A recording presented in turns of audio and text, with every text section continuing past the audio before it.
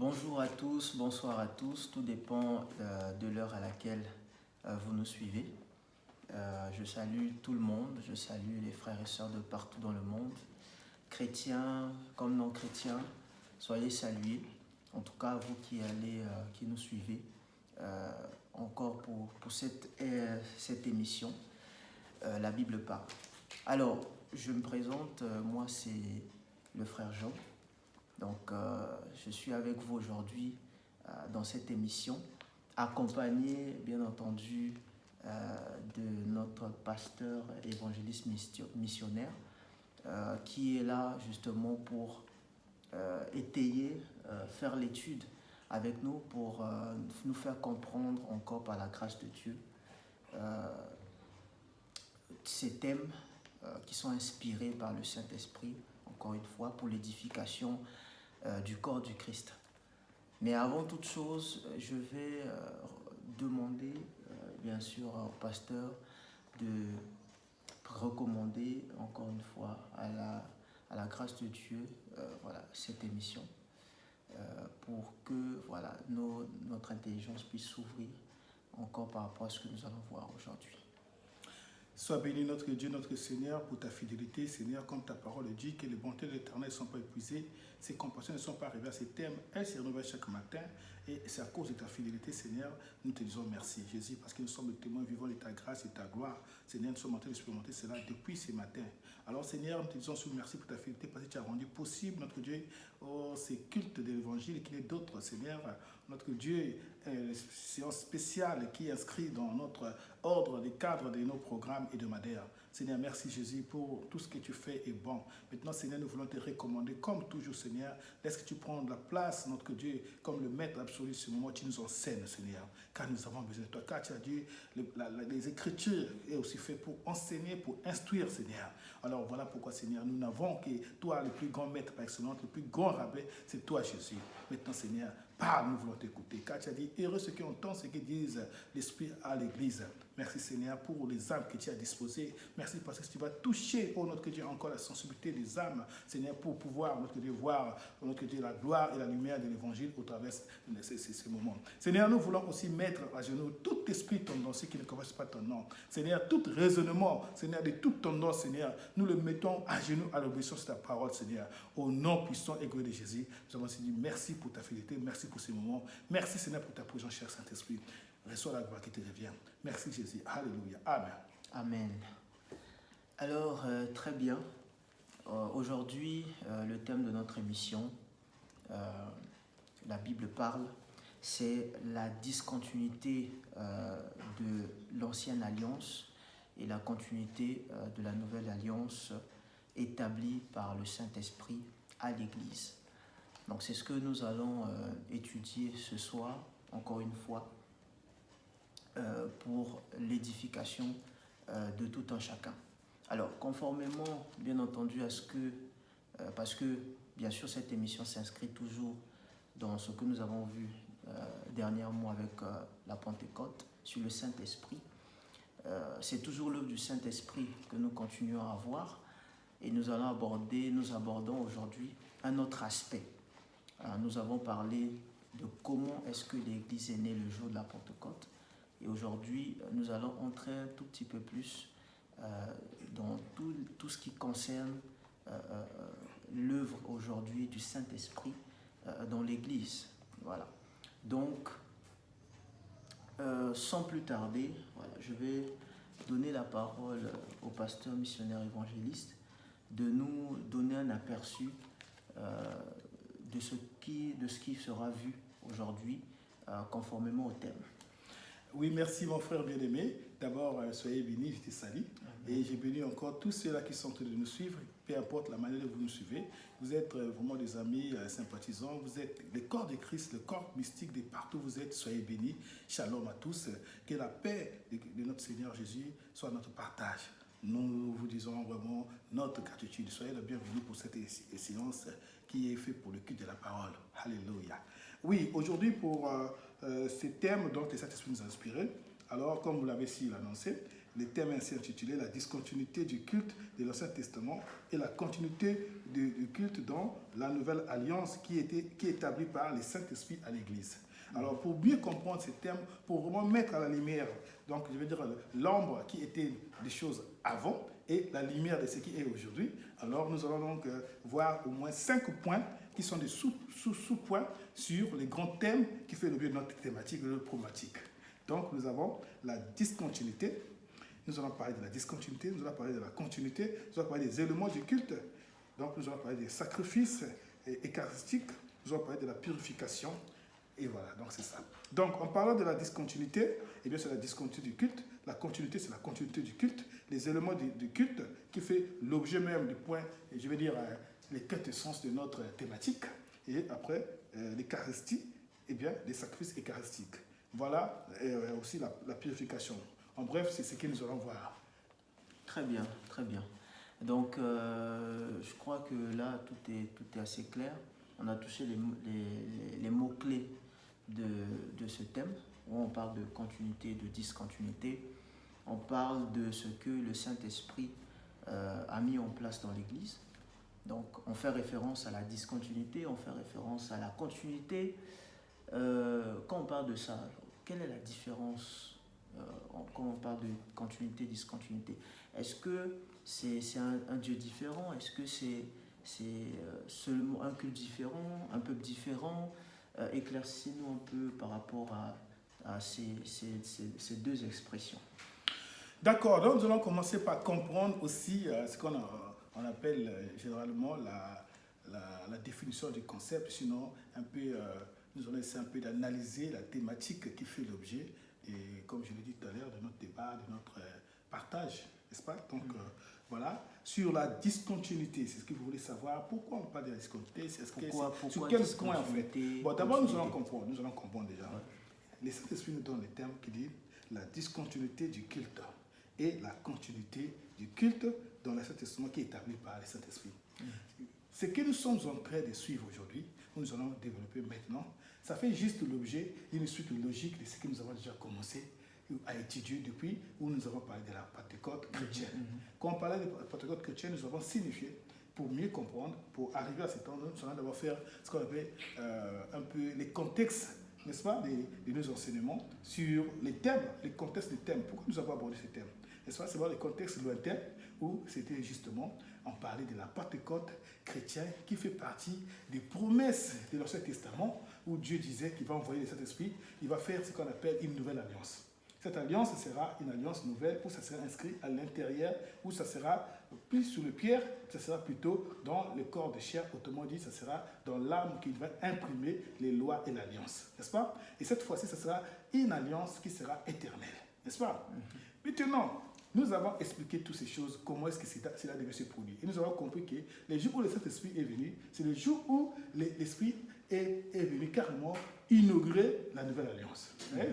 Et quand le Saint-Esprit a inauguré l'alliance, c'est là où nous voyons maintenant comment est-ce que le Saint-Esprit commence à conduire le peuple qui fait partie d'un nouveau peuple, qui dénote le peuple de la nouvelle alliance qui est composé de ce qu'on appelle l'Église. Autrement dit, les croyants au nom de Jésus qui sont baptisés par l'Esprit de Christ, qui sont devenus corps et nouveau peuple, comme Dieu disait que ceux qui seront dans la nouvelle alliance vont devenir son peuple. Et nous avons compris qu'il y avait un nouvel ordre de peuple, donc qui était, au lieu de peuple restreint, ça devenait un peuple généralisé. Et nous avons vu aussi que l'alliance était une alliance qui était une alliance éternelle, qui avait une suprématie par rapport à l'alliance qui était faillible et qui était arrivée à sa fin. Et où se situe la continuité, la discontinuité? D'accord, c'est sur ce point-là où nous en sommes. Alors, la discontinuité ou la continuité se situe sur... D'abord, on va parler de la continuité et la discontinuité. On parle de la discontinuité. La discontinuité de que Christ, qui est venu pour inaugurer la nouvelle alliance, n'est-ce pas? Bien que l'Ancien Testament, qui est l'ancienne alliance, parle d'un seul Dieu. Le Dieu qui avait promis, qui était le Dieu d'Israël, avait promis qu'il va refaire une nouvelle alliance. Cette fois-ci, ça sera pour toute l'humanité, comme il avait promis depuis avec Abraham. N'est-ce pas? Et il va bénir tout le peuple grâce à la foi d'Abraham, qui est donc le Dieu monothéiste. N'est-ce pas? Et donc, Nous avons vu que la continuité, c'est que même dans l'église, qui est donc l'église, n'est-ce pas? Je veux dire, dans la nouvelle alliance qui est représentée par l'église, nous avons vu que nous avons toujours le même Dieu. Ce n'est pas un autre Dieu, c'est toujours le même Dieu. Mais la discontinuité, c'est que pour ce qui concerne le culte, qui est l'objet, n'est-ce pas, d'adoration à ce Dieu-là, eh bien, il y a discontinuité parce que le culte chrétien est christocentrique. Le culte chrétien est christocentrique, ça veut dire que le culte chrétien se concentre sur la personne de Jésus et le sacrifice de Jésus, le sacrifice suprême de Jésus et son sacerdoce éternel. Ça, c'est la discontinuité par rapport à ce qui était avant dans le culte de l'Ancien Temps. Le culte de l'Ancien Temps était focalisé sur les sacrifices, n'est-ce pas? Et les lois et les règles et les rituels, n'est-ce pas? Et aussi les sacerdoces lévitiques, n'est-ce pas? Voilà, donc tout ça, c'était donc des choses qu'on peut dire aujourd'hui qui n'existent plus parce qu'il y a eu discontinuité. Le but, c'est de comprendre le rôle de l'Église, l'existence même de l'Église. Parce que le Dieu avait appelé le peuple d'Israël. Si ce peuple a été construit, le peuple a été conçu par Dieu, parce que c'est Dieu qui a donné la naissance à ce peuple, n'est-ce pas? Ce peuple existait, c'est parce que le peuple est né dans l'esclavage en Égypte. Et Dieu avait dit, comme l'objet, pour qu'ils puissent quitter là où ils étaient pour sortir, pour venir prendre la terre promise. Dieu avait dit à Moïse, va dire à Aaron qu'il laisse mon peuple venir m'adorer. N'est-ce pas, non? Donc c'est un peuple qui a pour vocation d'adorer Dieu. N'est-ce pas? De rendre un culte à Dieu. N'est-ce pas? Et ce qui fait de telle sorte que ces peuples, quand ils sont arrivés aussi à avoir leur propre terre et avoir leur propre identité en tant que nation, l'objet était quoi? Rendre un culte à Dieu. L'objet était quoi? Adoration. Adoration, célébrer le vrai Dieu, faire connaître aux nations l'existence d'un vrai Dieu qui doit notre adoration en tant que Dieu, créateur de toutes choses. Maintenant, le peuple avait quelque chose de très particulier, c'était l'alliance qui a été faite entre Dieu et ce peuple. C'était le peuple d'alliance, n'est-ce pas? Comme nous avons vu que cette alliance, Dieu lui-même avait arrivé à un niveau où il commençait, n'est plus encore considérer cette alliance, mais cette alliance était révolue. Pourquoi? Parce que le peuple était tombé dans l'apostasie, le peuple avait trahi l'alliance, n'est-ce pas? Où Dieu avait promis donc de pouvoir refaire l'alliance. Voilà pourquoi cette alliance est dans le sens de pouvoir chercher à adorer Dieu, à rester toujours en communion avec Dieu. Voilà pourquoi on arrive à l'époque où l'Église est née. L'Église, comme nous avons dit tantôt, est venue avec la même vocation de pouvoir adorer, rendre un culte à Dieu. Mais le culte avec l'Église, c'est un culte qui est un culte, un culte qui est un culte très, très, très spécial, donc par rapport à ce qui est différent. Donc, un culte différent et spécial par rapport à ce qui se faisait avant. Donc, c'est là où nous parlons de la discontinuité, n'est-ce pas? Voilà, donc c'est ça. D'accord, très bien. Alors, étant donné que dans le développement, juste pour faire un résumé de ce qui a été donné, c'est que lorsque nous parlons de continuité, on parle de continuité dans le Dieu, c'est-à-dire le Dieu qui est là. Là, c'est d'abord le premier élément, nous avons vu. C'est le même Dieu. C'est le même Dieu, d'accord. Le Dieu monothéiste, le Dieu d'Abraham. Et c'est aussi le même Dieu qui se trouve, que les chrétiens, qui est dans l'Église, adorent. Exactement. Donc, sur ce point-là, il y a continuité. Mais et aussi, c'est le même Dieu où on rend un culte. Donc, que ce soit dans l'Ancien Testament et dans la Chère Alliance, c'est toujours le culte. Et dans la Nouvelle Alliance, c'est toujours le culte. Donc, c'est un peu ça. Ok, donc, quand on parle de continuité, je disais, c'est le même Dieu. Toujours le même Dieu à qui on rend un culte. Oui. Maintenant, lorsque nous parlons de la discontinuité, selon ce que le Saint-Esprit a établi dans la Nouvelle Alliance, ce que Dieu a voulu dans la Nouvelle Alliance, c'est un culte différent, une forme de culte différent. Ce n'est pas basé sur le même concept ou les mêmes considérations que ce qui se faisait dans l'Ancien Testament. Donc, ça c'est juste pour qu'on puisse comprendre de manière concise ce qu'est véritablement quand on parle de continuité et de discontinuité. Oui. Alors, on a parlé aussi du culte, parce que lorsque on parle de Dieu, on ne peut pas parler de Dieu sans faire mention de culte. Et c'est ce qui est ressorti lorsque vous avez développé. Vous avez développé, on a entendu parler d'adoration, de culte.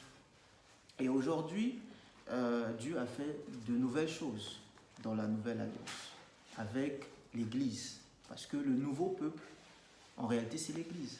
Donc, continuité, dans la continuité, le même Dieu, mais dans la discontinuité, un peuple élargi. Voilà, un peuple élargi. Pourquoi? Parce que l'Église accepte et l'Église est composée par toutes les races, de tout le peuple, de toutes les nations.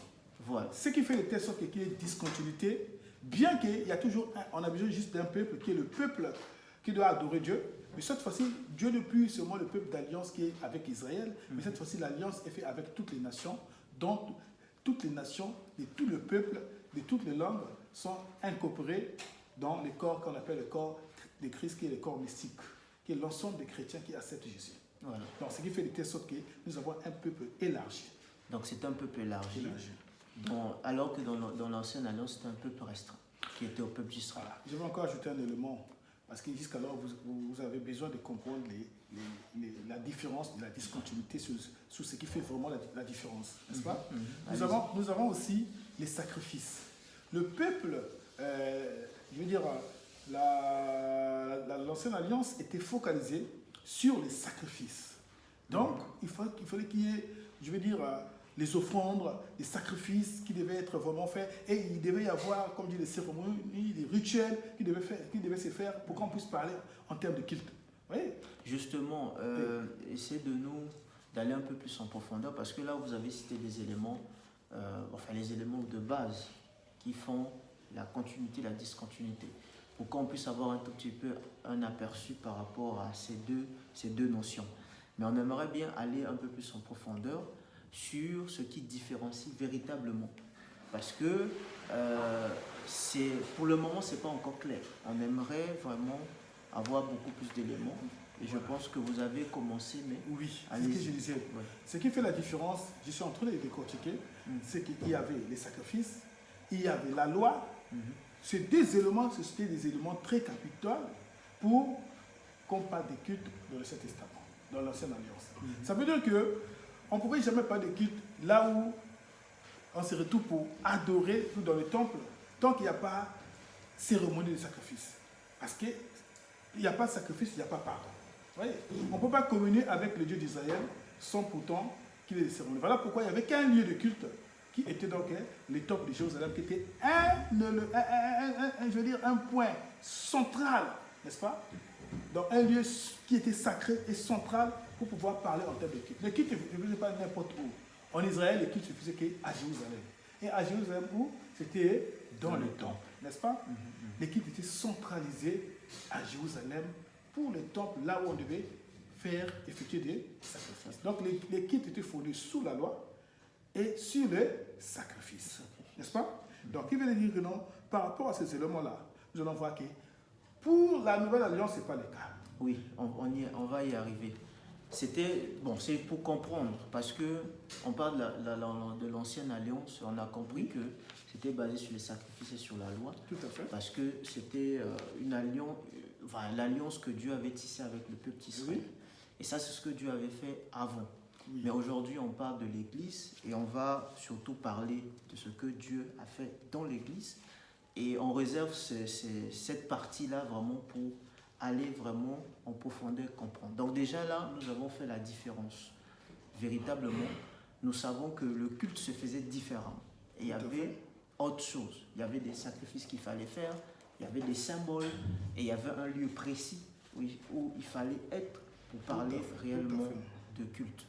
Alors, ça veut dire que ça, ce sont les éléments de culte de l'Ancienne Alliance. Ce sont les éléments de culte de l'Ancienne Alliance, comme quoi il fallait en accorder quand même à des éléments physiques, c'est-à-dire on accordait d'importance à des éléments physiques comme les sacrifices d'agneaux, de moutons, voilà, beaucoup de choses. Mais nous maintenant, comme nous parlons de la Nouvelle Alliance, ça veut dire que dans la Nouvelle Alliance, il y a d'autres éléments, puisqu'on a dit que c'est un culte différent. Mais voilà. C'est là où maintenant nous allons parler des éléments du culte dans la Nouvelle Alliance. Voilà. Mais sauf que nous n'allons pas oublier, pour bien insister, que ce qui faisait déjà l'objet du culte, c'était par rapport à l'Ancien Testament ou à l'Ancienne Alliance. Nous avons dit qu'il y avait ce qu'on appelle il y avait les sacrifices. Nous avons parlé des sacrifices. Et nous avons dit aussi qu'il y avait tant d'autres choses, comme le culte était centralisé sur Jérusalem, qui était le centre du culte. Il y avait le temple de Jérusalem. C'est-à-dire qu'il fallait être... Voilà, vous voyez seulement être à Jérusalem. Et le culte, qu'on pourrait parler de culte, il faut qu'il y ait les sacrifices, il faut que le rite, tout ça devait se passer. Le rituel devait se passer où? Dans le temple de Jérusalem, n'est-ce pas? Et tout cela faisait de telle sorte que on ne peut pas parler de culte ailleurs qu'à Jérusalem. Parce que les sacrifices des animaux devaient ne faire que à Jérusalem. C'est-à-dire un lieu bien un lieu précis, n'est-ce pas?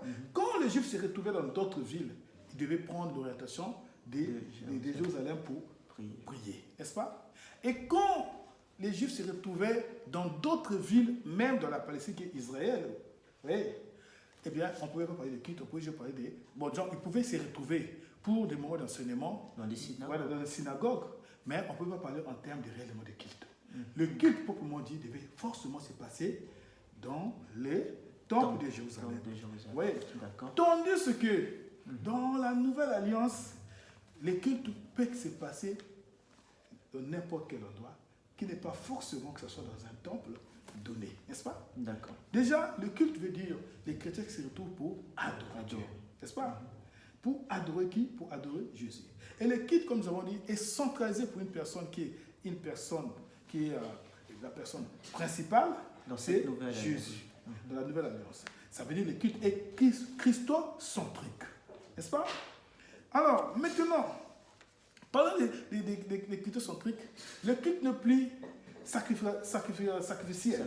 Sacrificiel, ça veut dire que l'action ou l'attention est portée forcément sur les sacrifices des animaux, mais l'action est portée sur les sacrifices de Christ, qui est le sacrifice suprême pour la rédemption dont Jésus a accompli sur la croix. N'est-ce pas?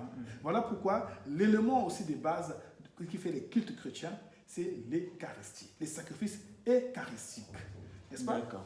Alors, avant d'entrer de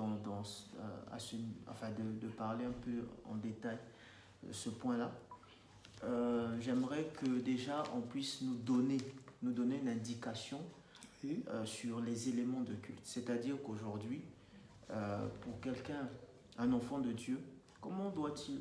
C'est-à-dire que même si ce n'est pas un enfant de Dieu, disons une personne de l'extérieur, comment reconnaître un culte aujourd'hui christocentrique, un culte chrétien? Quels sont les éléments qui composent le culte christocentrique ou le culte chrétien aujourd'hui? Bon, avant de revenir d'abord sur ça aussi, avant de répondre sur ça, je voulais bien préparer, n'est-ce pas, cette question sur un autre point, qui est parmi le point de discontinuité et la continuité. Nous avons ce qu'on appelle les sacerdoces universels ou les sacerdoces royales ou les sacerdoces suprêmes de Jésus, qui est venu supprimer les sacerdoces lévitiques qui étaient les sacerdoces de l'Ancienne Alliance, n'est-ce pas? Donc, le culte dans l'ancien temps était un culte sacerdotal, n'est-ce pas? Mais le culte de la Nouvelle Alliance est aussi sacerdotal, mais vit autrement. On n'a plus besoin des prêtres, parce qu'on parlait des sacrifices des animaux, on parlait des offrandes et autres les rituels, il devait y avoir la célébration par un prêtre, n'est-ce pas? Forcément, il devait y avoir, les sacerdoces des prêtres qui devaient faire, qui étaient des éléments qui étaient essentiels dans le culte de l'Ancienne Alliance. Or, dans la Nouvelle Alliance, tous nous sommes devenus prêtres par le plus grand prêtre par excellence, qui nous a donné l'accès d'entrer dans la présence du Père, qui est dans le tabernacle éternel, et qui nous a réconciliés avec le Père, et qui nous a donné l'accès de pouvoir entrer une intimité, dans le sens de pouvoir célébrer un culte digne et agréable. C'est Jésus lui-même. D'où, aujourd'hui, on parlera des sacerdoces éternels, dont Jésus est le premier comme grand prêtre, et nous tous, nous sommes devenus prêtres en son nom. Comment? Par l'œuvre suprême qu'il a accomplie sur la croix. Ça veut dire qu'il y a une différence déjà de ce point-là.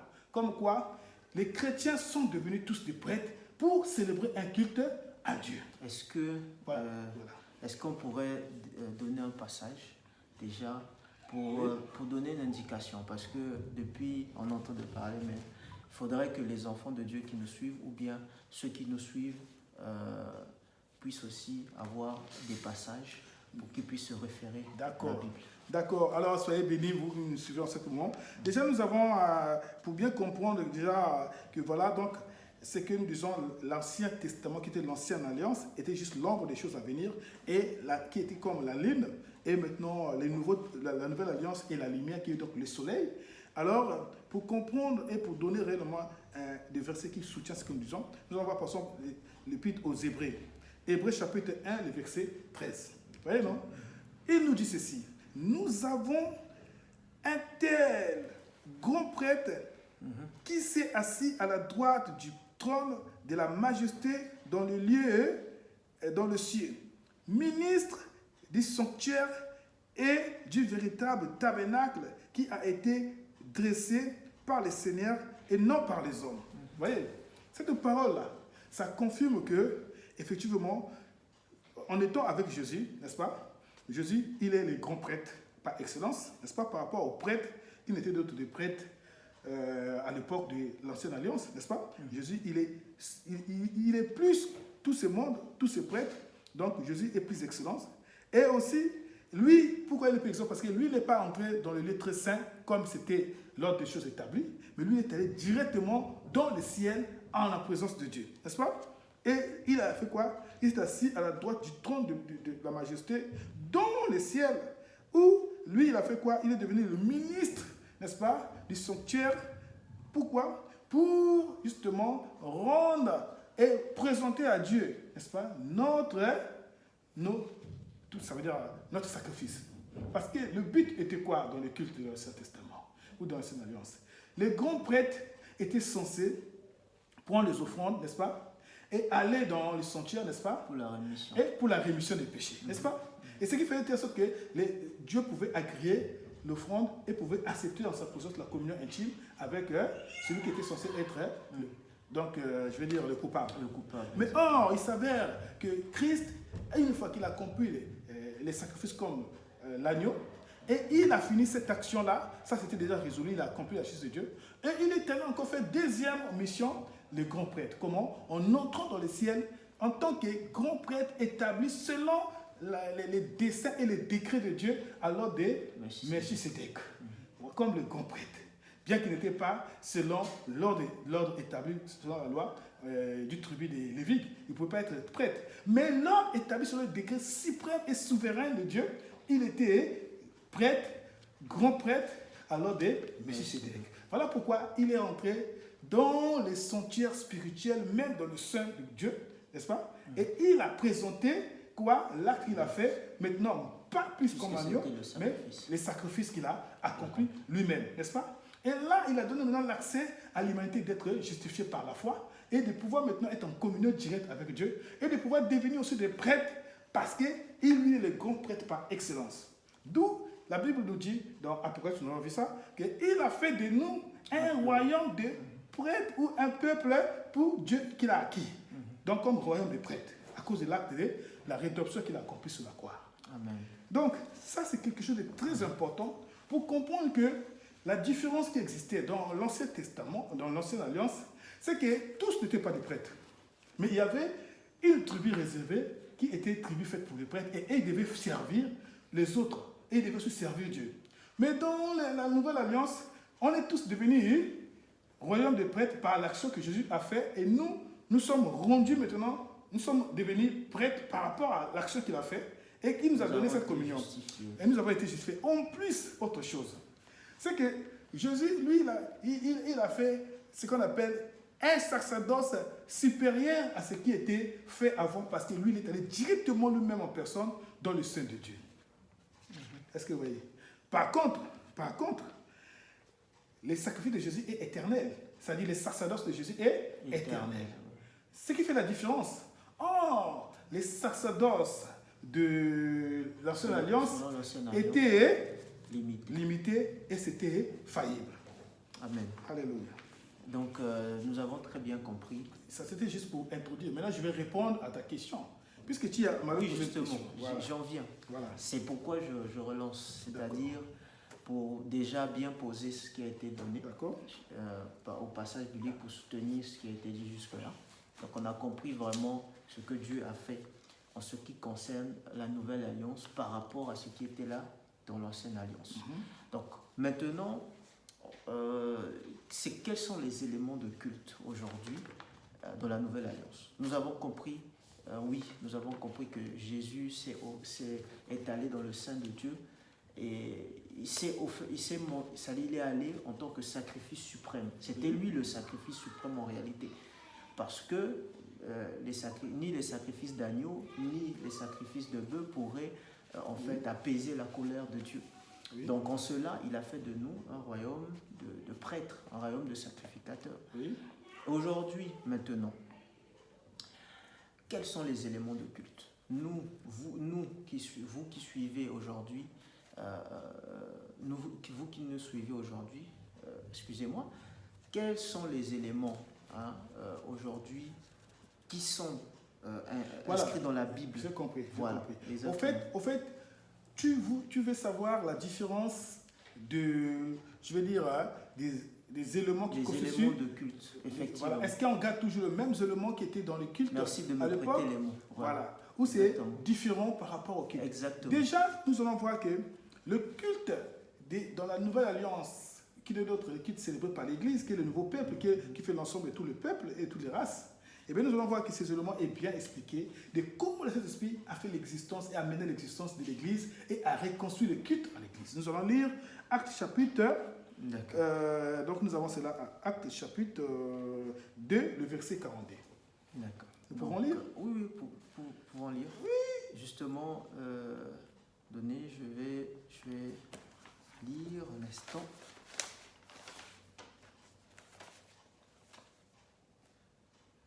Attendez, s'il vous plaît.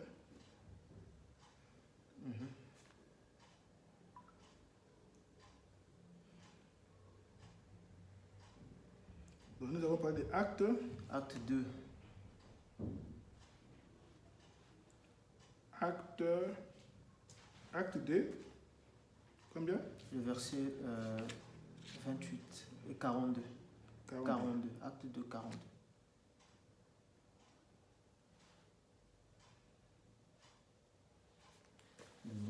Je vous ai. Attendez.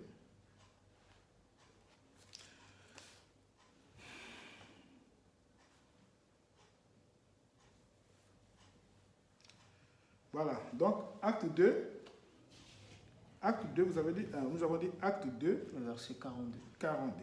Il dit ceci: ils étaient assidus à l'enseignement des apôtres, à la communion fraternelle, à la fraction du pain et aux prières. Voilà les éléments qui constituent le culte, qui est le culte de la Nouvelle Alliance. Quand le Saint-Esprit est venu, n'est-ce pas? Quand le Saint-Esprit a confirmé la Nouvelle Alliance, n'est-ce pas? Avec le nouveau peuple qui devait adorer Dieu, le Saint-Esprit qui a inspiré une nouvelle, forme de pouvoir adorer Dieu. Eh bien, voici comment est-ce que les chrétiens, qui n'est d'autre, les croyants, commençaient à adorer Dieu. Ils adoraient Dieu avec ces éléments que nous avons. On parlera de culte dans la Nouvelle Alliance qui est avec ces éléments-là. Ça veut dire, il y a l'enseignement. Il y a la fraction du pain, la communion fraternelle. L'enseignement veut dire, dans le culte qui est le culte de la Nouvelle Alliance, c'est-à-dire que nous sommes devenus un nouveau peuple, alors nous devons être enseignés pour grandir dans la foi, afin d'atteindre la maturité de seuil. N'est-ce pas? Donc, la foi. Et pour atteindre la maturité de seuil, pour faire grandir notre foi, c'est l'enseignement. Donc, la prédication. Dans l'enseignement, on parle de la prédication, donc on parle de l'enseignement. N'est-ce pas? Et nous avons la communion fraternelle. L'Église est faite à être ensemble. Donc, dans l'union. Dans l'union. Pourquoi? Parce que l'Église est fondée sur une seule loi. C'est la loi de l'esprit qui est la loi de l'amour. Aimer Dieu de tout son cœur Aimer son prochain. et aimer son prochain. Voilà pourquoi les chrétiens étaient censés être ensemble. Et toutefois que les chrétiens se retrouvaient, pour confirmer leur unité, alors ils devaient aussi passer ce qu'on appelle la communion. La communion fraternelle, c'était justement pour confirmer ce que Christ a dit. Vous devez rester unis, vous devez manifester de l'amour, vous devez être un, afin que le monde puisse savoir votre identité, comme quoi vous m'appartenez, comme je suis un avec le Père. Ça, c'est la prière sacerdotale, n'est-ce pas? Alors, donc, si aujourd'hui on parlera de culte, il nous faut ces éléments-là. Et ajouter aussi un autre élément, la louange. Mais la fraction du pain. Alors, oui, on parle de la fraction du pain. La fraction du pain veut dire, c'est ce que nous allons voir ici, c'est vraiment un grand thème aussi qui fait l'objet du culte et même des polémiques. Mais juste une entrevue. Voilà. Donc, c'est l'Eucharistie. Nous avons l'Eucharistie. L'Eucharistie, ça veut dire quoi? Ça veut dire, comme je l'ai dit tout à l'heure, ça veut dire c'est les sacrifices eucharistiques qui confirment ce que Jésus avait dit. Toutefois que vous allez vous retrouver, donc vous devez faire cela en mémoire de moi. Comme quoi, c'est ce qui remplace, au lieu de toutefois venir dans le temple ou dans le lieu de culte pour pouvoir faire des sacrifices d'animaux, Christ a accompli une seule fois les sacrifices suprêmes qui est une fois pour tout, il a accompli sous la croix. Comme quoi, nous n'avons plus besoin d'autres sacrifices ou de faire des cérémonies de sacrifices pour la rémission des péchés, mais ce qu'il avait fait pour nous, son corps qu'il avait donné pour être châtié par Dieu et son sang qu'il avait versé pour pouvoir accomplir la justice de Dieu et aussi nous justifier comme l'agneau propiatoire et l'agneau expiatoire. Alors, ce qui fait de telle sorte que ça devient pour nous un élément très essentiel pour la mémoire. Pour honorer. Donc, les chrétiens, dans le culte est maintenant un culte d'action de grâce. Donc là, le culte n'a plus le même objet que le culte de l'Ancienne Alliance. Excusez-moi, là on parle bien de la fraction du pain. Je vous parle de la fraction du pain. La fraction du pain, ça veut dire qu'il rompait le pain. Il rompait le pain. C'est la Sainte Seine. La Sainte Seine. La Sainte Seine, ça veut dire qu'ils se retrouvent et ils vont célébrer la Sainte Seine. La Sainte Seine, ça veut dire quoi? Ça veut dire que c'est justement ce que Jésus a dit. Et c'est aussi une manière de toutefois avoir en mémoire, commémorer, respecter, honorer l'action qui a été faite pour que nous puissions devenir des peuples acceptés par Dieu, justifiés par Dieu, n'est-ce pas? Effectivement. Voilà. Donc là, on a bien compris un peu chaque élément, parce que c'était ça le souci. L'enseignement, la communion fraternelle, la fraction du pain. Maintenant, il y a un autre élément que vous avez... Il y avait aussi un autre élément, la prière. La prière également. Parce que la Bible dit, comme nous l'avons lu, qu'ils étaient toujours, nous n'allons pas oublier. Dans Acte 2, le verset 40. Voilà, il nous dit ceci, dans toujours dans Acte, nous avons dit, quand l'Église se retrouvait, leur culte était focalisé. Qui faisait l'essentiel de leur culte? C'était l'enseignement, un élément. Deuxième, on a parlé de la communion fraternelle. Et nous avons parlé de la fraction du pain et aussi de la prière. N'est-ce pas? Ils étaient assidus aussi dans la prière. Mais il y a aussi un autre élément, celui qui était parmi le grand faiseur des églises, le grand implanteur des églises, Paul, il nous dit aussi la louange. Oui. Et là, nous avons par exemple dans Ephésiens chapitre 6, le verset 18, où on exhorte à la prière, qui est aussi un élément essentiel. Et aussi dans Colossiens chapitre 3, le verset 16, où on nous exhorte aussi, il donne comme une recommandation à toutes les églises de pouvoir aussi faire des prières et des louanges. Pour des louanges. S'exhorter. Voilà. Exprimer des louanges. Exactement. Bon, déjà, nous devons reconnaître que le culte chrétien, c'est un culte d'action de grâce. Je répète, le culte chrétien, c'est un culte d'action de grâce. Pourquoi culte d'action de grâce? Alors, permettez-moi, je sais que c'est toi qui poses des questions, mais moi, je vais juste éclairer. Culte d'action de grâce, c'est par rapport à la parole qui nous est dit dans la parole qui fait l'objet de, la parole, le grand thème de notre méditation. Hébreux chapitre 12, le verset 28. N'est-ce pas? Alors, nous pouvons lire? Oui, oui. Alors, nous allons lire.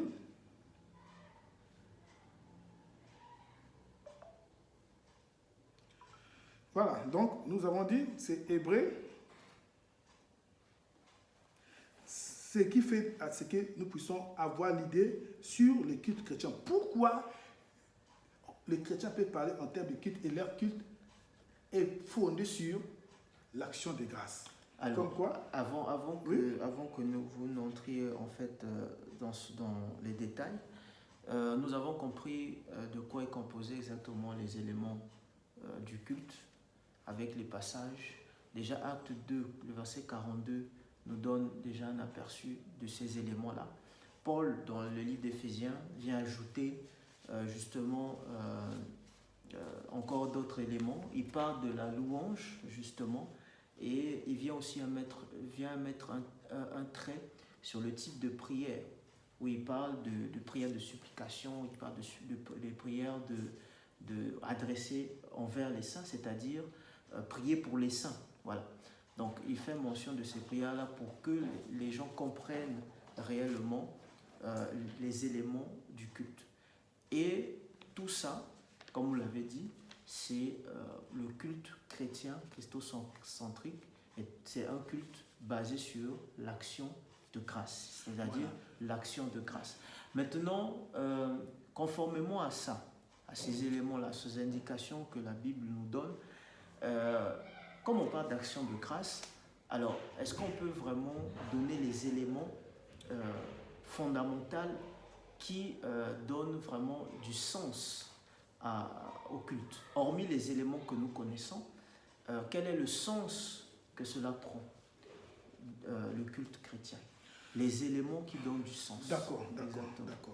Avant de parler des éléments là, justement là, pour confirmer, parce que nous avons dit, c'est l'objet ici, c'est la Bible, parle. Quand la Bible parle, nous ne devons pas faire des discours, nous devons justement accompagner tout ce que nous disons avec des versets. Alors donc ici nous avons, comme je l'ai dit tout à l'heure, Hébreux chapitre 12, le verset 28. Il est dit ceci: c'est pourquoi recevant un royaume inébranlable, tant pour moi, méritons notre reconnaissance en rendant à Dieu un culte qui lui soit agréable.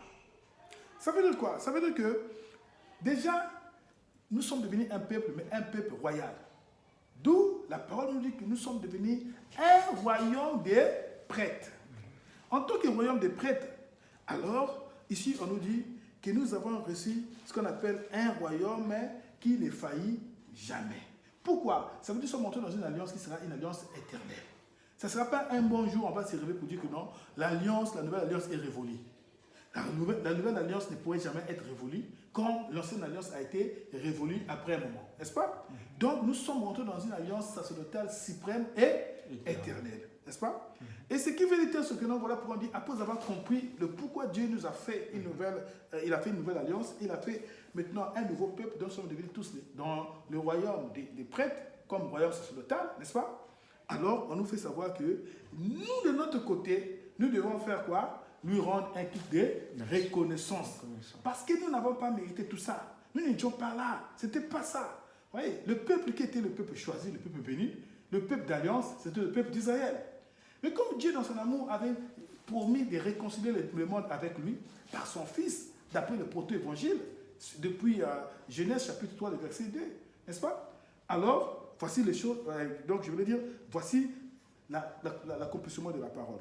Donc, le culte chrétien, l'objet du culte chrétien, même si on peut voir les éléments et l'essentiel des éléments, l'essence des éléments, mais de façon générale, c'est un culte d'action de grâce. Pourquoi? Parce que la parole nous le dit clairement que c'est pourquoi recevons un royaume infaillible, inébranlable, donc montrons notre reconnaissance en rendant à Dieu un culte qui lui soit agréable. Maintenant, pour que le culte soit agréable, nous avons ces éléments que nous avons cités. Ça veut dire que si aujourd'hui les chrétiens se retrouvent comme quoi ils sont chrétiens, ils doivent savoir que le dimanche pour nous, qui est le jour du Seigneur, c'est le jour où nous devons rendre culte. Quel culte pour quel objet? Culte d'action de grâce. L'objet de l'action de grâce, c'est parce que nous sommes devenus un royaume de prêtres acquis dans la nouvelle alliance, qui fait maintenant, donc veut dire un royaume éternel où nous sommes en communion avec Dieu, nous sommes réconciliés avec Dieu. Pourquoi? Parce que Christ a payé le prix et Christ nous a rendus justes et parfaits à cause de l'œuvre suprême. Donc, le culte pour nous, c'est pour rendre gloire. On ne vient plus pour l'objet qui était à l'époque de l'ancienne alliance. L'ancienne alliance, les gens venaient, ils doivent présenter des sacrifices d'animaux pour mériter la grâce de Dieu, la miséricorde de Dieu. Oui, non? Et tout ce qui allait avec les rituels, les règles et tout. Tout a été banni. Et il devait être soumis à la loi, n'est-ce pas? Pour justement pour faire plaisir à Dieu. Mais or, dans la nouvelle alliance, toutes ces choses sont révolues. Très bien. Donc là, nous avons compris. Donc, alors, hormis les éléments qu'on a cités, qui sont des éléments clés pour nous donner vraiment l'indication sur ce qui se passe dans le culte, c'est-à-dire dans un culte. Aujourd'hui, dans le culte de la Nouvelle Alliance, oui, il y a les enseignements, il y a la prière qui se fait, oui, il y a la louange qui se fait, il y a la fraction du pain et la prière qui se fait. Mais ça, c'est vrai, ce sont des éléments. Mais ça doit être accompagné de quoi? C'est-à-dire que derrière, quel est le sens que cela prend? Parce que vous avez parlé, par exemple, de sacrifice eucharistique, d'accord? Mais nous, on aimerait bien comprendre ces éléments-là. On ne vient pas simplement prier comme ça, pour prier. On ne vient pas simplement écouter les enseignements comme ça pour écouter. Et voilà. Bien que ça soit un culte d'action de grâce, mais il y a ça veut dire les sens derrière tous ces éléments-là. Déjà, je vous ai dit d'abord, l'objet du culte, c'est l'action de grâce. Oui. Et les sens de tous ces éléments, c'est un langage. Okay. Un langage d'adoration. Voilà pourquoi je tiens à mettre un accent sur la déviation. La déviation, parce que déjà, si vous êtes dans un culte, soi-disant un culte chrétien, si vous n'avez pas ces éléments que nous avons cités, ce n'est pas un culte chrétien. Ça veut dire que ça ne s'inscrit pas dans l'ordre des cultes de la Nouvelle Alliance. Quand les chrétiens se retrouvent, l'Église se retrouve, il y avait ces éléments-là. On n'est plus dans ce qui s'est passé dans l'Ancienne Alliance, où forcément, il devait y avoir des symboles dans, par exemple, le culte, il devait y avoir des rituels, nous avons déjà dit tout ça, oui, mais nous avons juste besoin de ces éléments-là qui sont les éléments. Langage, pourquoi? Parce que quand les chrétiens se retrouvent, déjà, vous allez dire, ils se retrouvent, ils sont en communion fraternelle. Voilà pourquoi l'équipe commence par dire merci à Dieu et par reconnaître notre état de faiblesse parce qu'il nous porte encore la chair, parce que la parole nous dit approchez-vous du trône de la grâce afin d'obtenir grâce et miséricorde. Et donc, les chrétiens se retrouvent dans la partie qui fait la partie liturgique du culte. Nous avons la reconnaissance de la manière où Dieu nous a fait grâce de pouvoir être en sa présence. Et nous avons aussi la communion. Oui. Vous avez parlé de sacrifice eucharistique. Mais c'est là où je reviens. C'est là où je reviens. Écoute, suis bien. Oui. Ça veut dire que les cultes, c'est un langage. Toutes ces expressions, ces éléments qui sont des éléments composants dans le culte, c'est ce qui fait de telle sorte qu'on puisse dire que le culte, c'est une expression d'action de grâce. Et parmi ces éléments-là, nous nous retrouvons pour dire merci parce que le Seigneur nous a fait grâce d'être ensemble, parce que nous devons maintenir cette flamme qui est donc la recommandation de la communion entre fraternelle. Et puis nous avons le deuxième point qui est essentiel, c'est l'enseignement. Mais avant d'arriver à l'enseignement, nous nous annonçons, par exemple, pour ce qu'on dit, faisons bon accueil. Nous allons nous annoncer, informer sur ce qui se passe dans la vie de tel chacun ou dans la vie de notre communion en tant que corps spirituel. N'est-ce pas? Et après, nous avons l'élément fondamental qui est l'enseignement. L'Église se retrouve pour l'enseignement, la prédication qui est l'élément de base, la parole, l'écriture qui est l'élément de base. Il s'avère que sur ce point-là, il y a une confusion avec la messe et le culte. Parce que si chez les protestants, le culte est fondé sur l'élément essentiel, parmi tant d'autres que nous avons dit, et qui est très essentiel, qui est même sur les bases scripturales que nous avons dit, l'enseignement, chez les autres, ce n'est pas le cas. Chez les autres, c'est plutôt l'Eucharistie. Autrement dit, ce qui fait qu'on change de langage du culte, qu'on parle de la messe. N'est-ce pas? Or, il s'avère qu'on ne parlera jamais de culte s'il n'y a pas ce qu'on appelle l'Eucharistie. L'Eucharistie veut dire quoi? L'Eucharistie veut dire la Sainte Seine, n'est-ce pas? Un culte qui n'a pas de Sainte Seine, c'est un culte abrégé. Ça veut dire qu'un culte qui n'est pas complet. Parce que tous ces éléments qu'on a dit, qui déjà étaient démontrés par les premiers chrétiens de l'Église primitive où l'Église est née, va rester fondamentaux. ou fondamentale pour pouvoir donner l'image qui ne peut pas être faillible en ce qui concerne le culte chrétien ou le culte de la Nouvelle Alliance. Donc, si vous voulez comprendre le sens, nous avons déjà tout à l'heure annoncé que l'Eucharistie est un élément très essentiel dans le langage du culte, qui est le culte d'action de grâce, comme quoi c'est pour remplacer l'œuvre qui faisait l'objet du culte de cette alliance, qui était des sacrifices à chaque fois d'animaux pour mériter le pardon, pour la rémission des péchés. Or, il s'avère que nous, au lieu de faire cela, nous avons un élément qui fait partie de la continuité, parce qu'on parle des sacrifices, mais sauf que nous, les sacrifices, on ne le fait plus, mais plutôt, on se rappelle de l'œuvre qui a été accomplie sur la croix. Alors, très bien. Juste par rapport à ça, moi, il y a une question qui me vient là. Vous avez parlé du culte. On a vu la différence entre ce qui se faisait dans l'Ancien et le Nouveau Testament. Ça veut dire quoi? Ça veut dire que le culte, aujourd'hui, chrétien, il est spirituel. Avant d'arriver à ce point-là, le culte chrétien est spirituel. Nous sommes encore en train de comprendre le sens même de chaque élément qui est dans le culte. C'est ce que vous avez demandé. Donc, je suis en train d'abord de bien faire comprendre.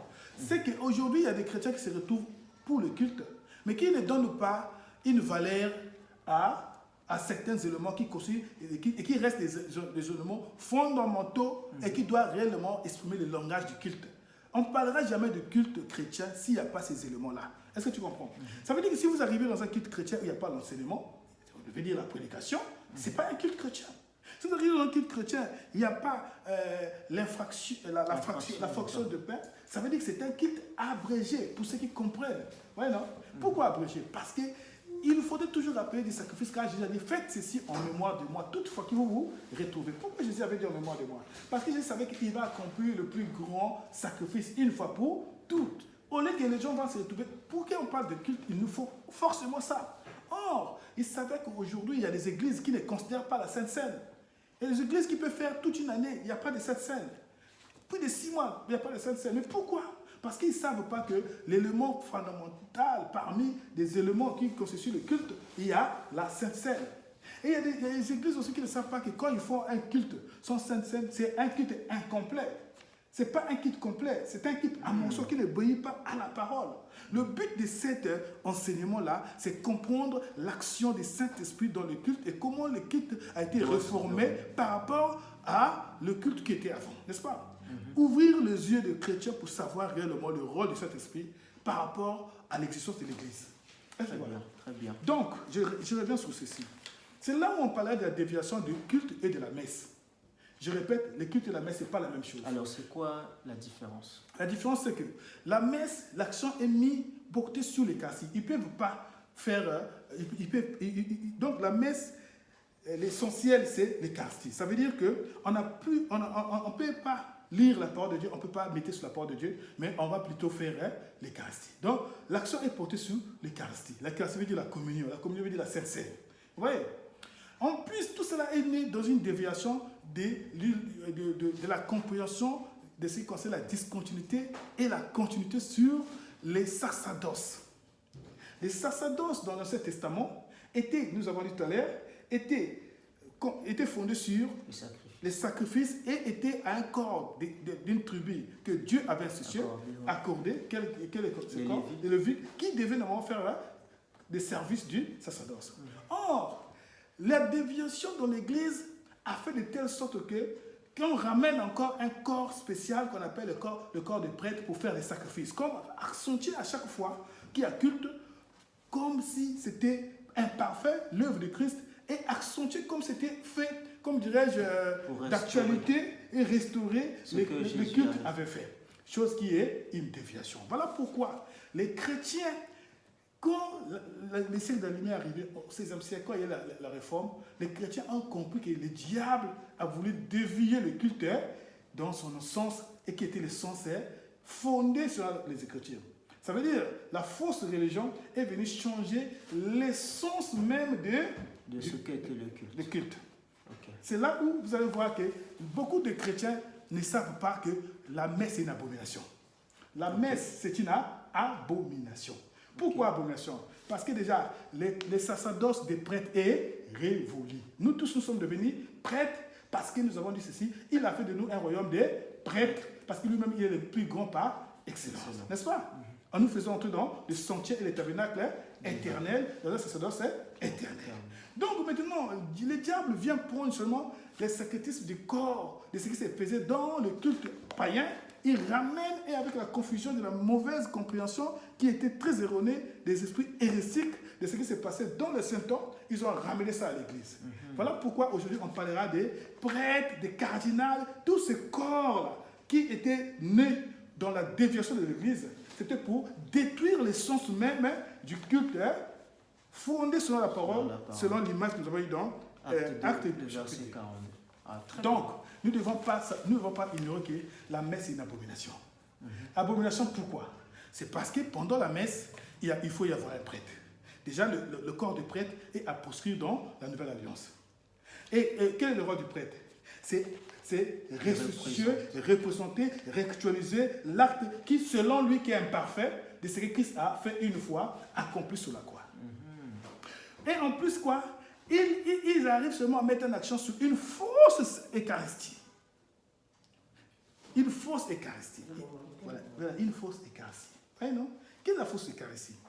Cette Eucharistie représente Christ faussement. Est-ce que vous voyez? Oui, bien sûr. Vous l'avez dit. Oui. C'est-à-dire que le prêtre, c'est comme s'il représentait lui-même le sacrifice. Il actualise le sacrifice de Christ qui est déjà parfait. Oui. Donc c'est une abomination. Parce que ce n'est pas biblique. Tout à fait. Donc c'est bien ce que nous comprenons. Oui. La différence entre le culte, selon la parole, selon Acte 2, les éléments que nous donne la Bible, et la messe qui se fait dans l'Église aujourd'hui, l'Église catholique. Tout à fait. D'accord. Mais il y a encore un autre élément qu'on doit bien comprendre. C'est toujours dans le même contexte, dans le même sens, n'est-ce pas? Non seulement la messe, mais la messe porte un intérêt sur seulement l'action eucharistique. Donc, il met de côté les côtés centraux qui est l'enseignement. Ok. Oui, l'enseignement n'existe pas. Et en plus, je vais dire aussi, le sens même de l'action qui est donc les composantes et l'action de l'Eucharistie. Écoute très bien. C'est-à-dire, ça veut dire que l'essence même de la Sainte Seine est déformée. Est déformée. Okay. Voilà pourquoi il y a eu débat entre les chrétiens protestants et les chrétiens catholiques. Pourquoi? Parce que pour les catholiques, non seulement c'est une déviation, comme on a expliqué sur les représentations, mais aussi le sens même qu'ils donnent à l'Eucharistie qui fait l'objet du culte. Comme quoi, pour Christ est représenté dans les éléments de la scène. Donc Christ, là maintenant on parle de la consubstantiation et qui a eu des polémiques, des divergences, des controverses avec la transubstantiation. Selon les catholiques, c'est que quand nous prenons la Sainte Seine, nous mangeons le corps et nous buvons le sang de Jésus. Mais en même temps, il brille aussi le côté sang de Jésus. Il donne ce qu'on appelle le corps de Jésus. Bon, je ne vais pas entrer dans un risque de dévier carrément sur ça, mais du moins, je vais dire ceci. C'est que beaucoup de chrétiens, même pendant le culte, pensent que quand nous avons ces éléments-là, quand nous respectons ou nous célébrons, nous prenons la Sainte Seine pour être aussi possible. Alors, ils pensent que nous mangeons, nous buvons le sang de Jésus. Non.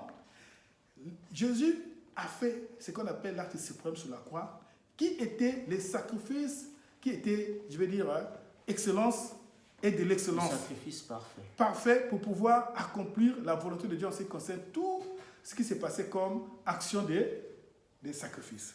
Ça veut dire que toutefois que les chrétiens se retrouvent pour dire merci à cause de ce que Jésus nous a fait, alors on fait comme un retour en arrière pour commémorer l'action que Jésus a fait. Honorer ce que Christ honorer a fait. Ce que Jésus Donc, a fait. Ça veut dire que la Sainte Seine, c'est pour honorer ce que Jésus a fait. Christ a fait. Donc maintenant, spirituellement parlant, Jésus est attablé avec nous à la scène. Parce que Jésus est là représenté par le Saint-Esprit.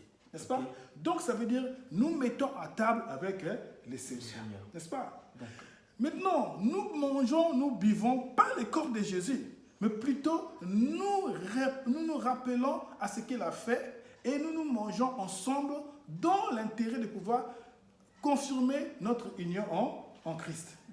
La Sainte Seine a pour 3 objectifs. Qui fait l'essentiel? On passe au prochain. Voilà. La Sainte Seine a pour 3 objectifs. Premier 1, c'est ce que nous avons dit, et je suis en train d'insister sur ça parce que c'est la déviation de beaucoup d'églises. Moi, j'ai suivi un culte de la Sainte Seine où on est en train de présenter, non, mais comme c'est écrit, ceci est mon corps, mangez. Donc, on va manger le corps de Jésus. On va boire le sang de Jésus. On ne boit pas le sang de Jésus, on ne mange pas le sang de Jésus. Et ils vont prendre cette erreur dans ce que Jésus avait dit dans je vois, Jean 6, ou bien. Il dit que si quelqu'un ne mange pas mon corps, il ne boit pas mon sang, donc il ne peut pas entrer le sang. Non, là-bas, Jésus était en train de donner des symboles. Comme c'était un langage métamorphorique, ça veut dire des figures. Métaphorique pour présenter comme quoi celui qui croit en lui, n'est-ce pas? Alors, donc c'est pour la croyance. Maintenant, pour ce qui est de la scène, c'est juste à titre de rappel. Voilà pourquoi nous mangeons. Deuxième, qui est l'élément qui donne le sens scène, c'est nous nous raffirmons ensemble dans la communion fraternelle pour manger ensemble. Troisième, nous nous rappelons de son retour, parce qu'ils avaient dit que faites ceci jusqu'à mon retour. Donc ça annonce le retour de Jésus. Ou les théologiens parlent de la parousie. Voilà les sources de la scène. Donc, quand les chrétiens se retrouvent, s'ils parlent de culte, il faut qu'il y ait l'essentiel, qui est l'Eucharistie. Et l'Eucharistie, voici le vrai sens.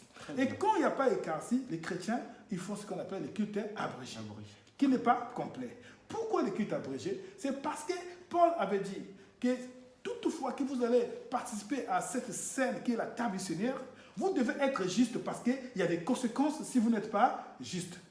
Voilà pourquoi, pour éviter, pour la sanctification de l'Église, pour sauvegarder les églises de tomber dans le jugement, voilà pourquoi les églises sont obligées de pouvoir faire le culte abrégé. Sinon, dans d'autres dossiers, c'est chaque fois qu'il se retrouve culte, il y a la Sainte Seine. Okay. Est-ce que c'est bien clair? Oui, c'est clair. Je pense que tout est clair en ce qui concerne le culte, les éléments de culte et les différentes déviations. Et sur ce que sont vraiment les éléments du culte. Donc on ne peut pas parler de culte si on ne parle pas de Sainte Seine, si on ne parle pas d'enseignement, si on ne parle pas de tous ces éléments qui rassemblent justement, qui font un culte aujourd'hui dans la Nouvelle Alliance. Alors, dans le plan, vous avez parlé bon, c'est vrai, on a parlé du sacrifice eucharistique, on en a mentionné, mais vous avez parlé d'un autre élément qui est très important, vous avez parlé de la purification intérieure. Alors, c'est un élément que vous avez énoncé dès le début, et nous, on aimerait bien savoir la purification intérieure, à quoi à avoir, c'est quoi la corrélation entre ce terme ou ce concept avec le culte dans la Nouvelle Alliance. D'accord. Alors, merci beaucoup pour cette question qui est très, très, très importante. Alors, la purification intérieure fait partie de la discontinuité avec ce qui se faisait avant dans les cultes de l'Ancien Testament. Pourquoi? Parce que les cultes de l'Ancien Testament, l'aspect était fondé sur les éléments extérieurs. Oui, non? Les éléments extérieurs, ce qui était symbolique, etc. Mais le culte de la Nouvelle Alliance, l'action est portée sur l'intérieur qui est l'Esprit, qui est le Saint-Esprit. N'est-ce pas? Donc, la Nouvelle Alliance purifie la conscience et crée une union personnelle avec Dieu. Donc, c'est un culte qui est spirituel. Par rapport au culte qui était intérieur. Voilà pourquoi Jésus annonce cela. Donc, nous allons voir que Jésus a annoncé cela. Jésus a annoncé cela dans Jean chapitre 4, le verset 27. Jésus déjà avait prophétisé sur le culte de la Nouvelle Alliance. Où il avait dit que l'heure vient, où il est déjà venu, où les vrais adorateurs adoreront Dieu en esprit et en vérité. Pourquoi il avait dit cela? Parce que le culte de l'Ancienne Alliance n'était pas en esprit et n'était plus dans la vérité. Vous voyez? Voilà pourquoi lui il vient, il dit l'heure vient où les vrais adorateurs adoreront Dieu en esprit, parce qu'il savait que l'alliance sera faite spirituellement parlant, et donc la communion sera maintenant beaucoup plus portée sur l'aspect spirituel. Voilà pourquoi on parle de culte spirituel. Vous voyez, non, la nouvelle alliance est une alliance spirituelle. Vous voyez? Voilà pourquoi l'action est mise sur le Saint-Esprit qui agit comme élément essentiel dans ce qui concerne l'existence de l'Église. N'est-ce pas? Donc c'est un culte qui est directement une interconnexion entre l'Esprit et Dieu. Entre Dieu et l'homme. les hommes. Voilà. Est-ce que c'est bien compris? Oui, Et donc, cet esprit a purifié la conscience de l'homme. Cet esprit imprègne sa présence dans l'esprit de l'homme. de l'homme. Ok. Ce qui veut dire que le culte est spirituel parce que d'abord, c'est une relation avec Dieu. avec Dieu. C'est-à-dire une relation entre Dieu, Dieu et les hommes. et les hommes. Voilà. Donc voilà. Directement. Voilà. Donc c'est ça. D'accord. Donc en parlant de culte justement, ça c'est de manière générale que nous parlons de culte qui a cet aspect spirituel. Oui. Alors, il y a quelque chose, un point qui est très important. Dans l'Ancienne Alliance, le culte se faisait dans un lieu précis. J'aimerais que vous puissiez donner un peu plus d'éléments.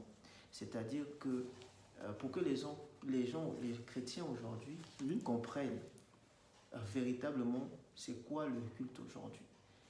Étant donné qu'avant, il fallait aller au temple. Oui. Mais aujourd'hui, qu'en est-il réellement? Voilà pourquoi, frère, je t'ai dit tout à l'heure. C'était justement le débat entre Jésus et la femme samaritaine. Je t'ai dit que Jésus a annoncé le culte spirituel qui était pour la Nouvelle Alliance. C'était une prophétie que Jésus avait dit.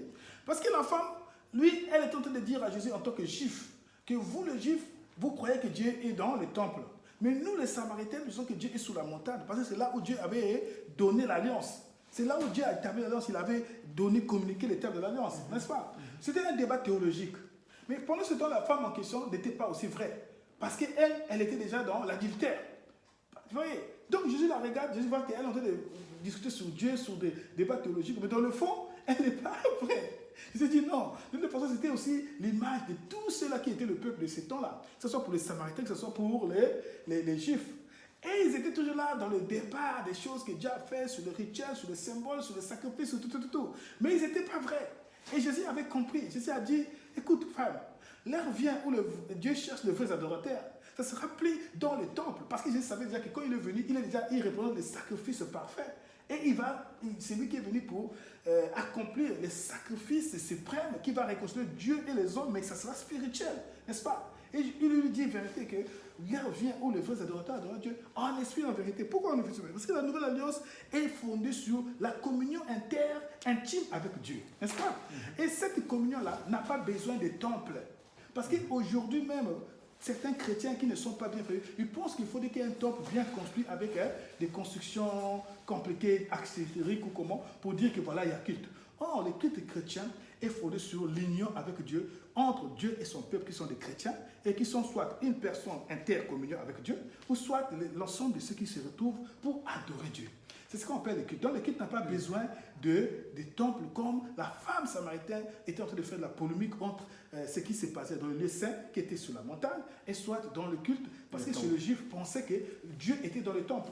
Voilà pourquoi quand ils étaient hors de Jérusalem, s'ils pouvaient prier, ils devaient toujours prendre une position orientée vers Jérusalem. Oui, justement. Donc ça veut dire que on doit différencier. Bon, est-ce que ça veut dire qu'on doit différencier je dirais deux types de culte. Tout à fait. C'est-à-dire, d'après ce que vous avez donné comme élément, le culte, puisqu'il s'agit d'une communion entre Dieu et les hommes, oui. Donc le culte collectif et le culte individuel. Ah, ça c'est très bien, tu as bien compris. Allez. Parce que chez les Juifs, le culte ne pouvait pas être culte s'il n'y a pas au moins plus de 10 hommes qui se retrouvent dans un lieu pour faire culte, pour faire temple. Vous voyez? Donc, des gens ne pouvaient pas aller en termes de culte tant qu'il n'y a pas. Voilà pourquoi Jésus dit, là où il y a 2, 3 personnes en mon nom, je suis au milieu d'eux. Ça veut dire que le culte est déjà là. Le culte chrétien, c'est un culte qui est collectif, c'est un culte qui est individuel. Et le culte chrétien n'a pas besoin de principes. Le culte chrétien donc accepte tous. Ça veut dire que ce soit femme, que ce soit enfant. Tous nous pouvons être unis dans un seul lieu et on peut rendre un culte. Le culte chrétien, c'est aussi interpersonnel. Ça veut dire que dans n'importe quel milieu que tu peux te retrouver, tu peux adorer, tu peux rendre un culte à Dieu. N'est-ce pas? Voilà pourquoi nous avons un passage qui nous dit, le passage que dans Romains Excusez-moi. Romains 12, le verset 1. Oui, Romains 12, le verset 1. Qui nous dit cela? Hein, on peut lire. Oui, allez-y. Soyez bénis, hein, vous qui nous suivez. Je bénis déjà mon bien-aimé frère God, que le Seigneur te bénisse infiniment. Oui, vraiment, je suis vraiment comblé. Effectivement. Alors, donc voilà. Donc nous sommes en train de développer le culte de la parole. Voilà. Donc nous avons Romains. Romains 12, le verset 1. Attendez. Donc, soyez bénis, vous qui nous suivez de partout. Cette émission qui est vraiment très édifiante. Nous comprenons vraiment beaucoup de choses concernant le culte, Donc, les éléments de culte. Romains 12. Alors, le on y verset vient au passage. On va lire, la Bible parle. Il dit ceci. Ouais.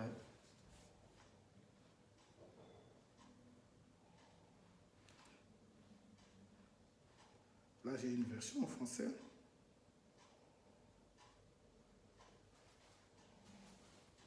Ah, écoutez, attends. C'est sorti en français, en anglais. Alors, Attendez, je vous en prie. Excusez-moi.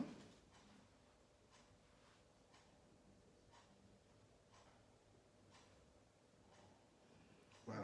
Romains 12, ouais. Il dit ceci. Oui. Alors, donnez-moi, je vais vous aider. Comme ça, J'ai le vous allez problème des avancer. voix. Alors, Ça sort en anglais. Alors, il faut le faire sortir en français. d'accord. Donc, vous pouvez développer le temps que je Oui. cherche. Justement. Voilà, donc ici, on nous parle du culte qui est spirituel et qui est aussi individuel. Donc, pour vous dire que le culte chrétien est aussi un peu inscrit dans la discontinuité avec le culte de l'Ancienne Alliance, c'est parce que le culte de l'Ancienne Alliance, ce n'était pas possible qu'une seule personne, à titre individuel, puisse rendre un culte à Dieu. Donc, ici, nous avons donc une preuve pour dire que nous pouvions, nous aujourd'hui, de n'importe lieu où nous pouvons nous retrouver, on peut rendre un culte, même si on est seul dans sa chambre. Comme je l'ai dit, que si vous avez besoin de prier, vous devez rentrer dans votre chambre, vous pouvez enfermer votre chambre et vous pouvez bien rendre un culte. Et ça, c'était une prophétie du culte aussi qui est individuel. Donc voilà un peu la différence aussi qui s'inscrit dans la discontinuité avec la manière et la forme de rendre un culte. Alors, j'ai le passage. Oui, allez-y. Donc, je vous exhorte, donc, frères, par les compassions de Dieu, à offrir vos corps comme un sacrifice vivant, saint, agréable à Dieu, ce qui sera de votre part un culte raisonnable. Voilà.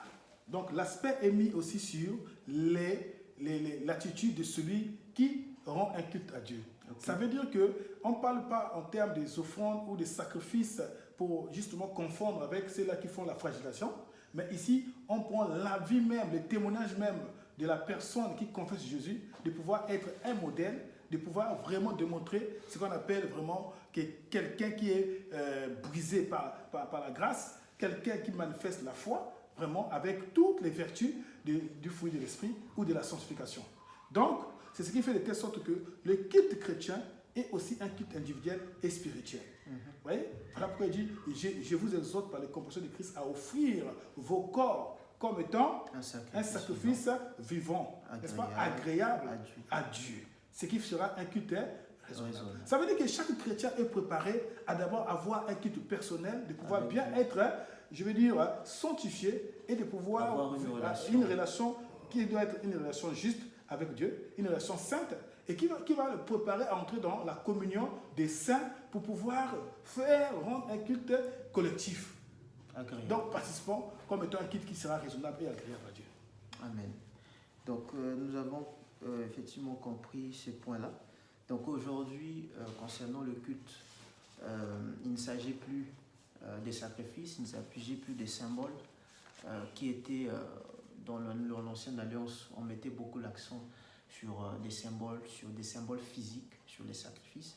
Aujourd'hui, le seul sacrifice dans le culte que Dieu demande en réalité, aujourd'hui, c'est notre propre vie.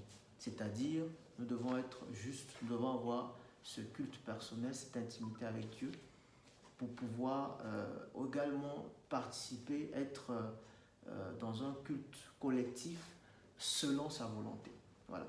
Donc, et ce que nous avons aussi compris, je dis aussi pour nous, vous qui nous suivez, si on comprend très bien alors, ça voudrait donc dire que le culte, il est spirituel, il n'est pas soumis à des restrictions. Ce n'est pas parce qu'il n'y a pas de temple, il n'y a pas de grande maison que le culte ne peut pas se faire. Là où 2 ou 3 sont réunis. Donc, ça veut dire que vous qui nous suivez, vous êtes peut-être dans un pays où, comme nous par exemple ici, dans un pays où c'est un pays musulman. Là où vous êtes, peut-être qu'il n'y a pas d'église.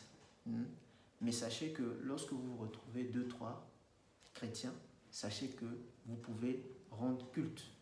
Voilà, vous pouvez tout à fait. Exactement tout à fait. culte. Tout à fait. Donc, c'est justement là que nous comprenons réellement le sens même du culte.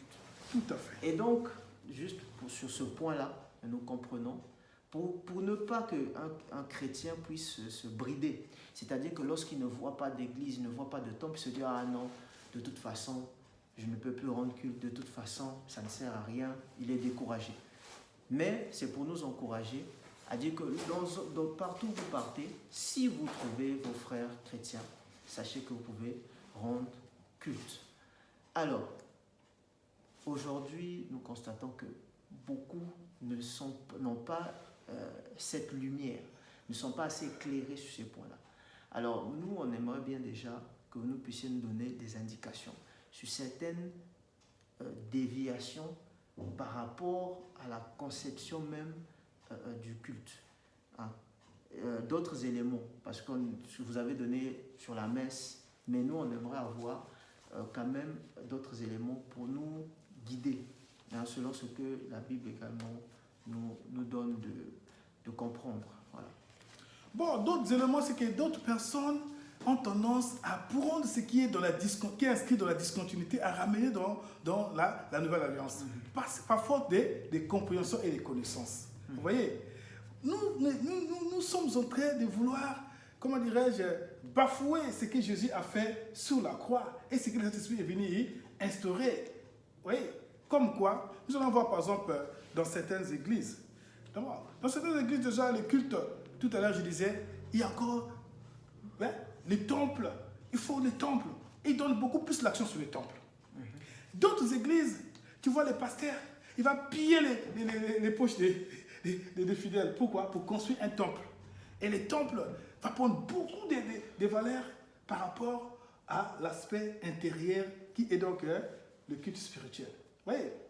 Pourquoi? Tout simplement parce que et la personne de Christ, les hommes qui sont là, mères de faim, mères de problèmes, l'argent qui entre, c'est pour les temples. Donc, c'est comme s'il n'y a pas de temple, il n'y a pas de culte. Vous voyez? Or, l'église, ce n'est pas les temples. C'est pas un bâtiment. L'église, c'est d'abord l'action entre c'est l'ensemble des personnes qui se retrouvent pour adorer. Voilà pourquoi vous avez souligné quelque chose de très bien, que pour certains, comme nous autres qui sont dans les pays, qui sont des pays musulmans, nous sommes là dans des pays où Christ n'est pas reconnu officiellement, sinon Christ est reconnu avec beaucoup de conditions. Non, ça veut dire qu'on n'a pas cette liberté de faire le culte, de célébrer le culte n'importe comment. Mais nous savons en tant que chrétiens que, puisque nous avons compris que voilà, nous sommes dans la lumière de ce que le Saint-Esprit nous éclaire aujourd'hui, pour notre rôle en tant que chrétiens, et donc nous pouvons rendre le culte même si nous sommes 2 ou 3. Donc la déviation, comme tu le dis, c'est aussi la façon de considérer, des façons de célébrer le culte. Célébration de culte veut dire beaucoup de rituels se font maintenant dans la faisabilité du culte qui n'a rien à voir avec le modèle standard que nous avons. Alors nous avons besoin des exemples. Les exemples qu'aujourd'hui, par exemple, je vais prendre par exemple les pratiques de certaines choses qui se faisaient sous la loi, qui est aujourd'hui inscrit. Les gens, encore, nous avons par exemple offrande des prophètes, aux prémices, au dîme. Je vais te scandaliser, on parlait de dîme. Toutes ces choses-là, c'était des aspects qui étaient fondés sur la loi. C'était des éléments qui étaient fondés sur la loi. Pourquoi? Tout simplement parce qu'aujourd'hui, nous voyons l'image de la nouvelle alliance par les épîtres. Donc, l'existence de l'Église fondée par les apôtres, n'est-ce pas? Les apôtres disent quoi? Ils disent que si vous vous retrouvez, alors parmi vous, vous devez vous donner des collectes, des offrandes, des dons, n'est-ce pas? On n'a plus besoin que les gens nous ramènent des choses qui étaient des pratiques de l'ancien temps. Nous les voyons aujourd'hui encore dans les églises. Voyez. Nous voyons aussi la configuration même de la façon dont l'église est constituée et fondée, sous l'emplacement même des participants au culte. Voyez. La chose qui est mise au centre, c'est juste la parole de Dieu, n'est-ce pas? Mais aujourd'hui, il y a encore de ces chrétiens et qui font le culte qui n'est pas centralisé pour Christ. Même par la configuration de la façon qu'on peut se classer pour participer au culte. Alors, juste par rapport à... Il y a deux éléments à faire ressortir. Oui. Alors, beaucoup qui nous suivent accordent beaucoup d'importance à la dîme. Moi, j'aimerais que vous nous éclaircissiez en 5 minutes ou peut-être quelques minutes simplement, réellement, par rapport à la dîme. Parce que les âmes sont sensibles, donc on aimerait comprendre. À part cet élément, le deuxième élément, vous allez enchaîner. Je vais vous donner la possibilité. Aussi, à l'emplacement, vous parlez d'emplacement. Aujourd'hui, les cultes ne sont plus christocentriques. C'est ce que vous voulez faire allusion. Oui, oui. Donc, vous voulez parler en fait qu'aujourd'hui, on fait beaucoup plus le culte de la personnalité. Oui, C'est-à-dire oui. c'est plutôt le pasteur ou l'homme de Dieu, voilà, l'homme de Dieu qui est devant. C'est lui qui fait son culte. On oublie Christ. Voilà, D'accord. voilà. Donc, du coup, déjà sur ces deux points-là, la dîme, déjà pour qu'on puisse comprendre. Bon, pour être bref et objectif. Ouais, bref, voilà. Ça veut dire que quand la nouvelle alliance a été instaurée par le Saint-Esprit, dans Actes chapitre 2, on nous dit ceci que les gens qui étaient passionnés, remplis par le Saint-Esprit, et même venaient donner plus que tout ce qu'ils pouvaient avoir comme bien aux pieds des apôtres. Ils vendaient leurs parcelles, ils prenaient leurs biens et y amenaient. Et c'était pour quel objet? C'était pour prendre soin aux apôtres et aux gens qui étaient de dominants dans la société. C'était le rôle de la dîme.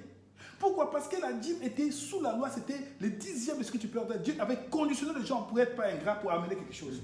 Mais le Saint-Esprit, c'est l'esprit de l'amour, la liberté. La Bible dit que là où est l'esprit, là où est la liberté. Ça veut dire que s'il y a discontinuité, c'est sous la condition.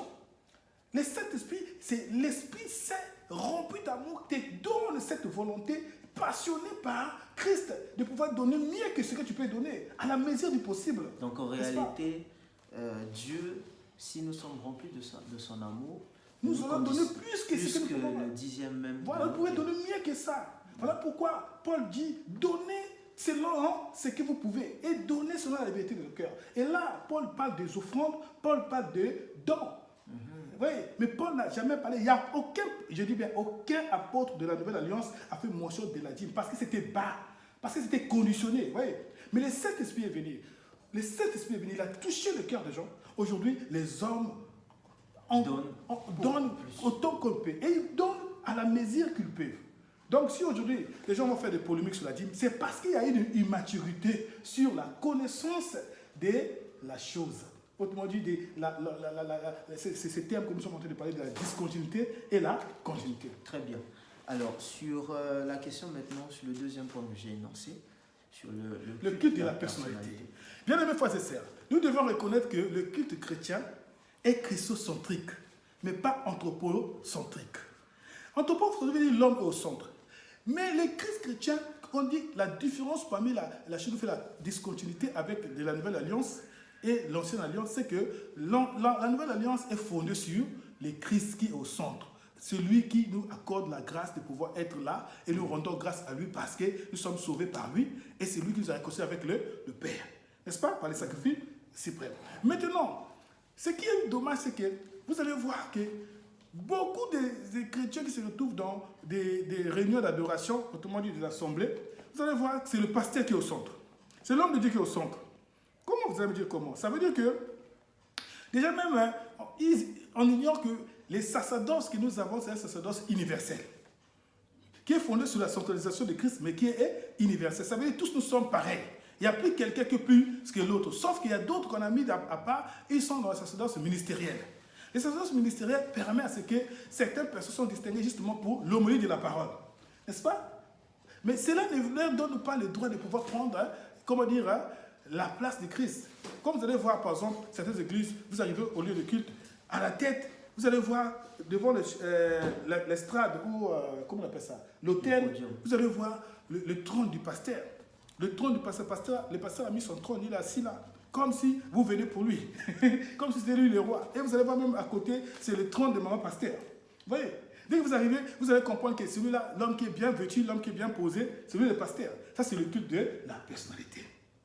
Et puis, dans la liturgie du culte, parce que vous devez savoir, chez le protestant, ce qui fait la différence, c'est la liturgie du Christ et la liturgie du culte. Or, la liturgie du culte n'est d'autre que les éléments que nous avons cités, qui sont déjà énoncés dans Acte 2. Mais cependant, chez les autres, parce que vous allez voir, c'est les orthodoxes et autres, les églises qui sont de Biance aussi du christianisme, c'est la liturgie qui n'a rien à voir avec la parole de Dieu.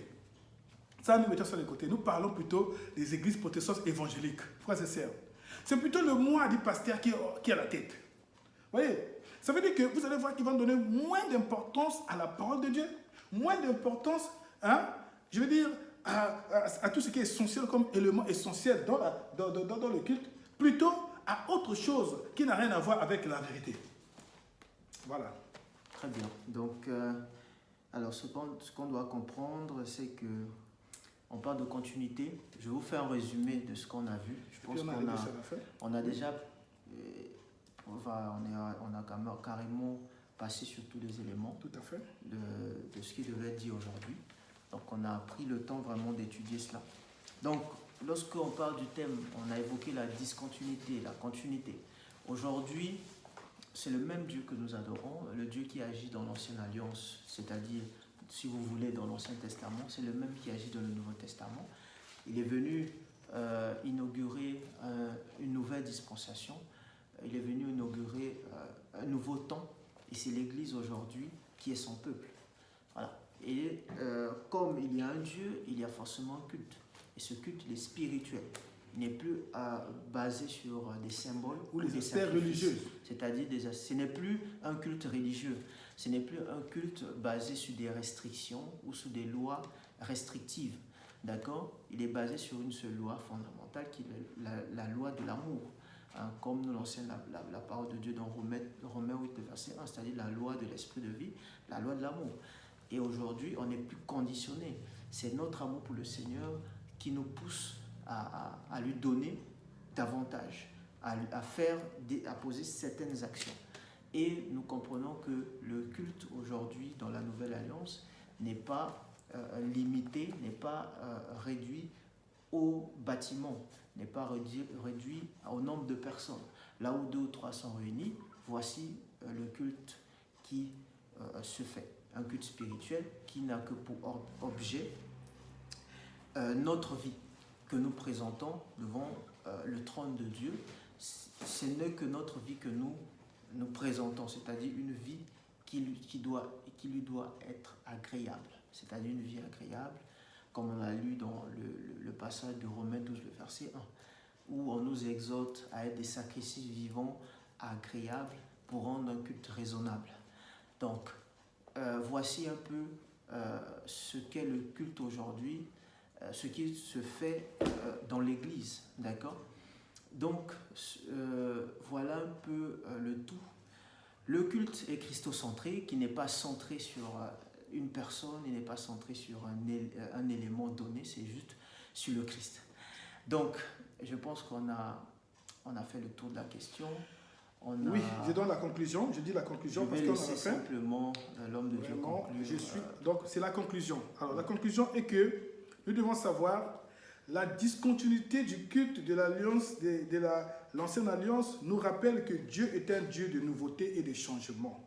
Vous, dans votre église, si vous n'avez pas cet esprit de réforme, ça veut dire que vous n'allez jamais être dans la logique de la parole qui est aussi la volonté de Dieu. Voilà, aujourd'hui, quand l'église catholique a amené l'église dans déviation de culte, Dieu a utilisé le père réformateur au XVIe siècle, comme de Martin Luther, qui sont venus pour ramener l'église à la raison. Voilà pourquoi aujourd'hui nous avons les cultes qu'on appelle les cultes protestants, qui est les cultes réellement fondés sur la base de la parole. N'est-ce pas?